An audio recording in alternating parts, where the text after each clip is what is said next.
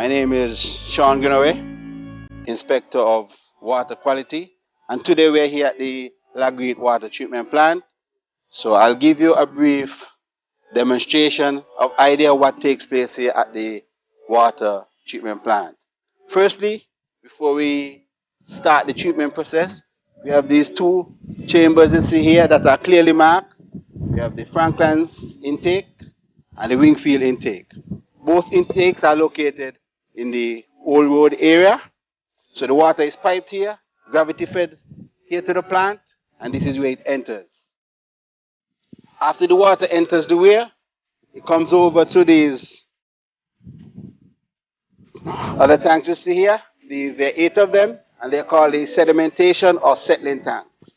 Basically, what happens in the sedimentation or settling tanks is any particles like sand or heavy debris, they would settle to the bottom of these tanks. These tanks are interconnected at the bottom, so it also slows down the flow of the water coming in to the plant, so it have more time for the raw materials, like I said before, the sand and whatever particles to settle. Also, in these tanks, we have fish living in the tanks. They're there for reasons. If you have the tanks just open like that, the water will become smelly, stagnant, or stink. So the fish, they also help to oxygenate the water. And once there's life in the water, you know the water would not be smelly. The fish, they also serve a purpose as well. If you leave the tanks just like that, mosquitoes could breed. So the fish, they would also eat the larvae of the mosquito, so you won't have a mosquito problem coming from the tanks. Also, they play another very important role. If they, for instance, if you come when we do our hourly checks and you find that there's a large amount of the fish floating in the water, we know that there's a problem. So the fish themselves act as an indicator. The depths of these tanks, they're roughly between 12 to 15 feet deep. So on a daily basis as well, we would come and we do our checks. And if there's anything matter that's floating on the water, we'd have to take that out to keep the water clean. In a distance, you have one of the plant operators. What he's doing, he's actually skimming the water for any floating debris or material. Also, he has to practice safety. No one is allowed to be on top of the tanks unless they're not properly attired in his life jacket. So in case he heavy winds and it fall over, he'll be able to float. After the water leaves the filters, it would pass into the storage. But before it goes to storage, this room, this is the chlorine room, and it's clearly marked to the top, danger, chlorine gas, so to let anyone know that they have to be very careful. So here we have 2 sets of chlorine tanks that we use. This one is a 1 ton, it weighs about 2,000 pounds, and this will last about 6 months. We usually use about 10 pounds of chlorine per day to give us the desired residual that we're looking for.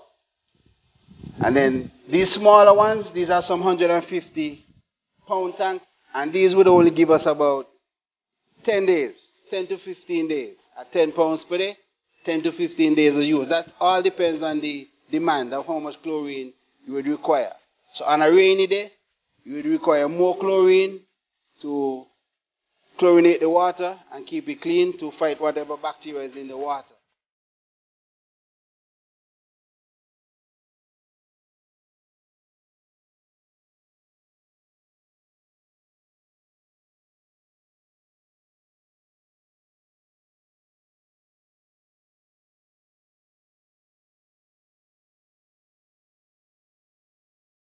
The storage, you will have to pass through this bulk meter, and on an hourly basis we would read this bulk meter so we'd have an idea of the consumption, whether it's hourly, daily, monthly, so we'll keep a track of how much water is actually used and processed here at the plant before it actually goes to the consumers. So before the water leaves the plant as well, we'd have to do a chlorine residual check.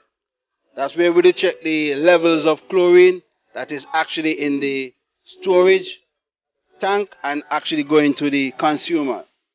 Here at the plant, we try to maintain a chlorine residual of 0.5 parts per million. The chlorine residual is the amount of free chlorine that is left in the water after it fights the bacteria.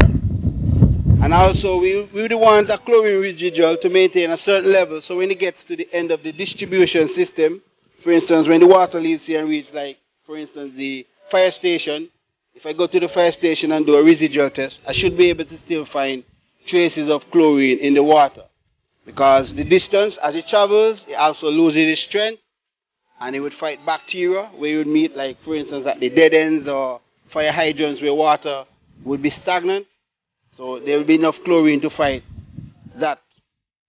So I'll give you a slight demonstration of how we would test for the chlorine.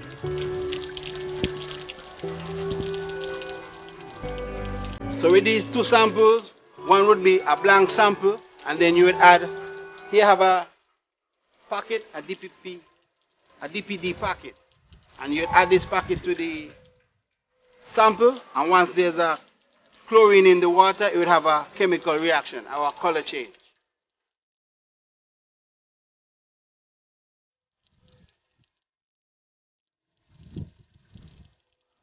The reason I didn't add any to this one, this first sample, is because this is going to be the blank sample, and you'd use that blank sample to zero the meter or adjust the meter. So then you will see all zeros show up on the meter. Then you add the sample, the other sample that you add the TPP to.